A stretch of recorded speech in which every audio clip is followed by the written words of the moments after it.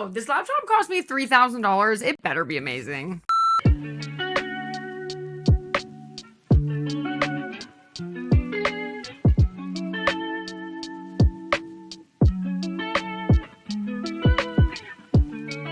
Hey everyone, Adrienne Finch here with a completely unexpected 2023 MacBook Pro M2 unboxing. You may have noticed it's been a couple weeks since I've uploaded. This is why. I will explain. So today we're gonna unbox, set up, and customize this beautiful, beautiful MacBook.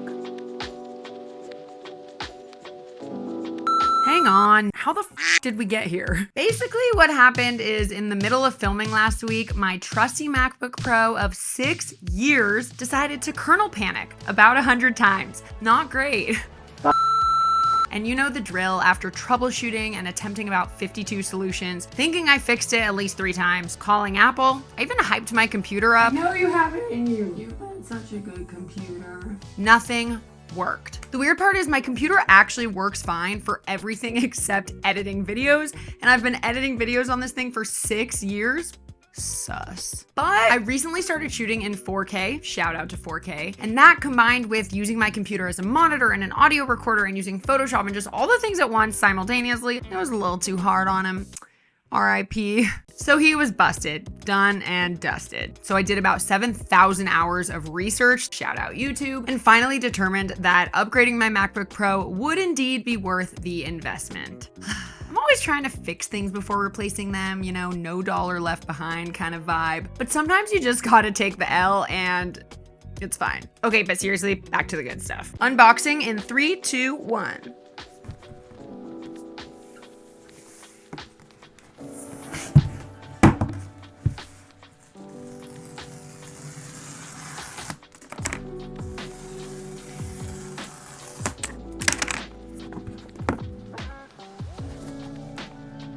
So as you know, I ended up going with the 14-inch MacBook Pro with the M2 Max chip. I actually wanted the just M2 Pro chip, but they ran out and I needed it like this day. So in terms of what's in the box, we have the usual instruction manual and some really cool black Apple logo stickers.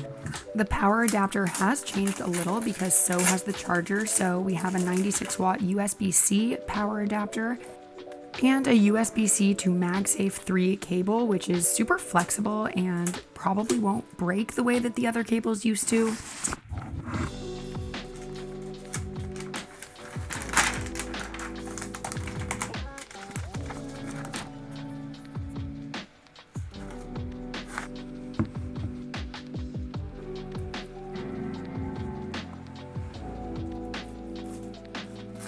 Voila, here we go. Oh my God. I know it's only been like 2 hours, but I am in love with this computer. Now for funsies, we're gonna compare it to my 15-inch MacBook Pro from 2016. If you don't love a good side-by-side comparison, you can feel free to skip ahead, no hard feelings. Right off the bat, this laptop feels more dense, not necessarily heavier, it's just more durable and solid. You can definitely tell that this is some nice hardware. And for the price, honestly, it better be. When it comes to the aesthetic, the most obvious difference is the screen size. Obviously, I had the 15-inch screen before and this one is 1 inch smaller. It doesn't really feel like it though. You'll also notice the new MacBook Pro has a notch on the top. I thought this would bother me a lot more, but I actually love the way the screen really goes edge to edge, rather than the black bars kind of on either side on the old one. Granted, I have literally had this computer for a day, so I suppose we'll see. But I do feel like we're used to notches now with the iPhone, so it's not a huge deal. Again, we'll see. I love the look of this new keyboard as well. It's really clean, and I love that it takes up more of the bottom than the other one. Now, when it comes to performance, I won't geek out in this video, but all you have to know is that the Apple silicone chips, both M1 and M2, are supposedly super fast and amazing. Okay, enough of that. Let's set this bad boy up, and we're gonna customize it and be super cute and aesthetic.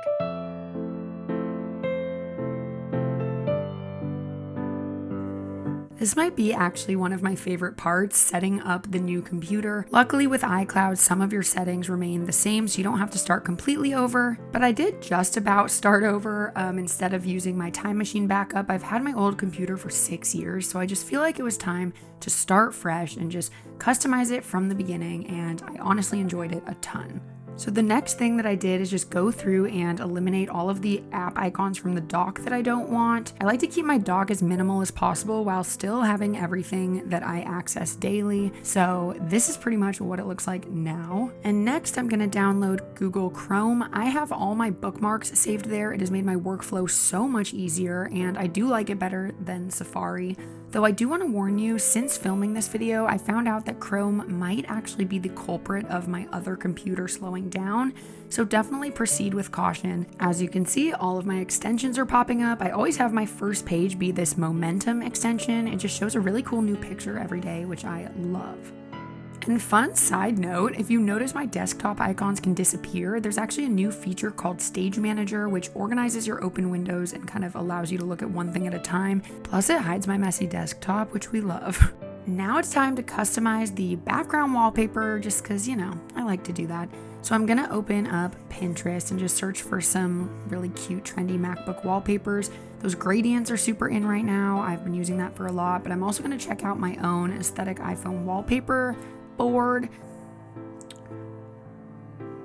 I really love these top ones. These swirly ones are super cute. So maybe I'll save this and give it a try. Okay, I really like how this looks. Let's put it in there. Ooh, okay, that's really neat. I'm also gonna check this website Pexels because they have really, really high quality images that just look so good and they're free. So I'm gonna search something kind of similar. I do worry that the other background might be too busy. So I think I like this one a lot better. All right, I think it's so cute now. I basically downloaded most of the apps that I use, and I wanted to go ahead and customize some of the desktop icon folders. To do that, I just went to Canva and found a folder icon I liked, and then I customized the colors. I also put these cool icons to kind of show me like what the folder actually is for. And then basically I just saved these as transparent background PNGs. Next, I opened the PNG, I clicked edit copy, and then you want to select the folder that you want to change, hit Command I, and then click on the folder icon in the upper left and hit Command V to paste. Obviously you can tell I chose the wrong icon for that folder, oops, but I'll just flip that around, and then you basically just repeat that for all of them. Also, you want to make sure you add the icon photos to your actual Photos app, or else they might disappear when your MacBook offloads things to the cloud to save space. I've had that happen a few times. And then I decided to just make some plain orange folders for all of the other ones that don't have little icons, just so they're even cuter than the blue. I also made a new folder called Current to drop like recent screenshots in it and stuff so that my desktop doesn't get too cluttered. And finally, I opened the Stickies app. I decided to create cute little desktop to-do lists. I love that you can change the fonts and colors, and I just think it's super cute.